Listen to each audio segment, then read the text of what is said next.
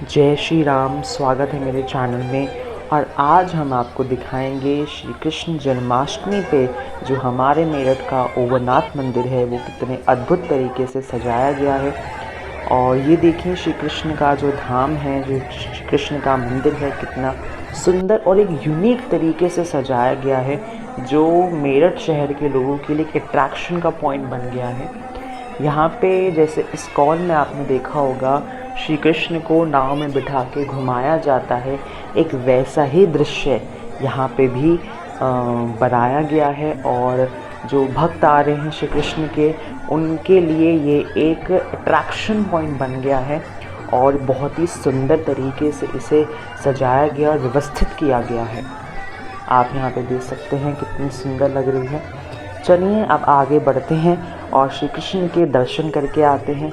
ये उनके जो द्वार है, वहाँ की सजावट है, वहाँ पे हर चीज़ का एक विशेष ध्यान दिया गया है और किस तरीके से हर जगह को एक नया रूप देना है, एक क्या बोलते हैं, एक अलौकिक रूप देना है, जिसे देख के जो भक्त हैं वो मनमोहक हो जाएं और श्री कृष्ण भक्ति में डूब जाएं।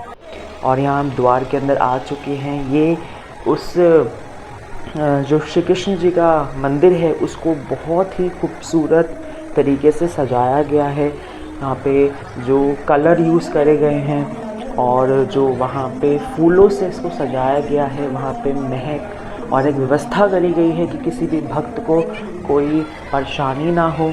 और सारे भक्त बड़े आराम से उनका इंतज़ार कर रहे हैं, क्योंकि जब हम यहाँ एंटर कर रहे थे तो जो श्री कृष्ण के कपाट थे वो बंद हो गए थे, और क्योंकि उनको भोग लग रहा था। और 5 से 10 मिनट तक हम वहाँ खड़े रहे और हरे कृष्णा हरे रामा, रामा रामा हरे हरे, हरे कृष्णा कृष्णा कृष्णा हरे हरे के साथ वहाँ पे हम उनका जाप करते रहे।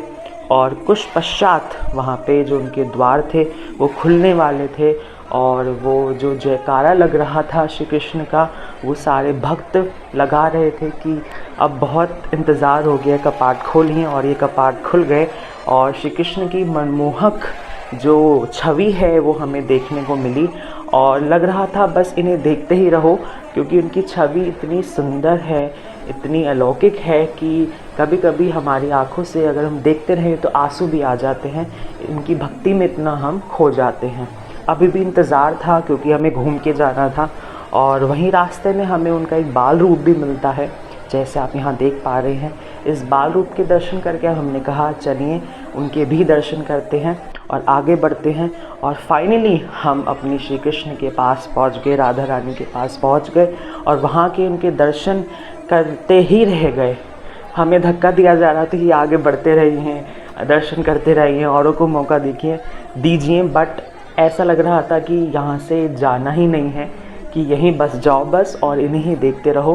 क्योंकि वहाँ पे जो ऊर्जा थी, जो इनका क्या बोलते हैं कि एक तेज था, उस तेज को हम महसूस करना चाह रहे थे, उस तेज में हम रहना चाह रहे थे। और इस तरीके से हम थोड़ा आगे बढ़ते, हमने कहा चलिए आगे भी बढ़ा जाता है और बस लग रहा था कि यहाँ से जाए ना। कितना सुंदर यहाँ पे इनका रूप था। फिर हमने इनका प्रसाद लिया और हमने कहा चलिए आगे बढ़ते हैं और एक बार श्री कृष्ण को और निहाल लेते हैं। तो ये हमें धक्का दिया जा रहा है कि आगे बढ़िए, बहुत हो गया है। अब यहाँ पे हम बाहर की तरफ प्रस्थान कर रहे हैं और व्यवस्था दोनों तरफ की करी गई थी कि आप मंदिर से भी प्रसाद ले सकते हो और मंदिर के बाहर भी। तो यहाँ पे हमने फिर उनका प्रसाद लिया और यहाँ पे बच्चों के लिए एक टॉयज़ भी दिए जा रहे थे, सीटी, छोटी सी बॉल। तो बच्चे बड़े खुश थे कि हाँ हम यहाँ मंदिर आए हैं, हमें प्रसाद के साथ टॉयज़ भी मिले हैं।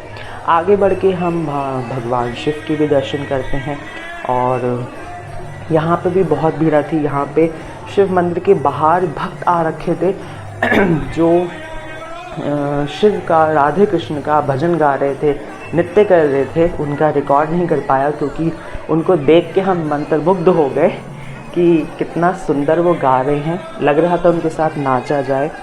और यहाँ पे इनके दर्शन करते हुए हम आगे बढ़ रहे हैं और यहाँ पे ये शिवलिंग जहाँ पे जल चढ़ाया जा रहा है, बाहर नंदी महाराज भी बहुत खूबसूरत तरीके से सजाए गए हैं। और यहाँ से हमें जो श्री कृष्ण के मंदिर का धाम था वो बहुत ही सुंदर तरीके से दिखाया गया।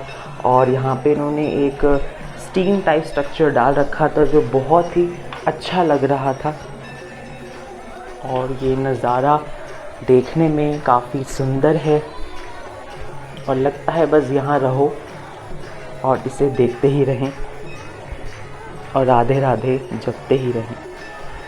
आगे बढ़ के हमारी माता रानी का मंदिर आता है, जहाँ पे इनकी मूर्ति काफ़ी सुंदर सजाई गई थी, उनका श्रृंगार करा गया था।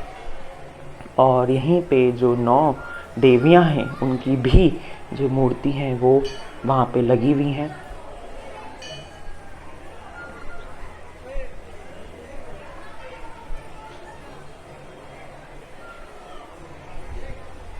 यहाँ पे इनका रूप देखिए कितना सुंदर आ रहा है।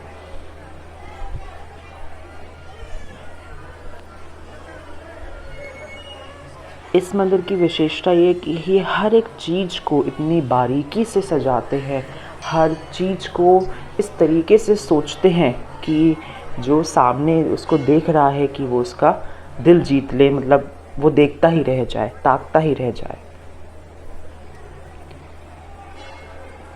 तो इसके बाद हम मंदिर से बाहर आते हैं और बाहर भी बहुत लंबी लाइन लगी हुई थी और बाहर भी इन्होंने लाइटिंग के साथ जो डेकोरेशन कर रखी है वो भी काफ़ी सुंदर दिख रही थी और एक पूरे मंदिर को एक लुक दे रही थी। पूरे मंदिर की जो शोभा थी वो इसे बढ़ा रही थी। और यहाँ पे बाहर जो है जनता खड़ी हुई है, इंतज़ार कर रही है अपने राधा कृष्ण से मिलने के लिए। उनका उत्साह और जो उनकी क्या बोलते हैं भक्ति है वो कभी कम नहीं हो रही है। सब राधे राधे हरे कृष्णा बोलते हुए आगे बढ़े जा रहे हैं और उनके दर्शन करे जा रहे हैं।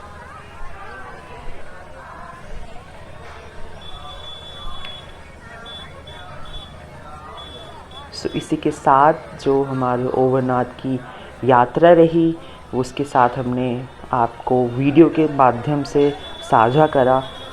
जो लोग नहीं जा पाए हैं मुझे लगता है उन्हें देख के उन्हें अनुभूति हो रही होगी कि वो वहाँ पे प्रेजेंट हुए होंगे। और अगर आपको ये वीडियो अच्छी लगी हो तो कृपया कर इसे सब्सक्राइब कीजिए, चैनल को शेयर कीजिए, लाइक कीजिए, कमेंट कीजिए। धन्यवाद। जय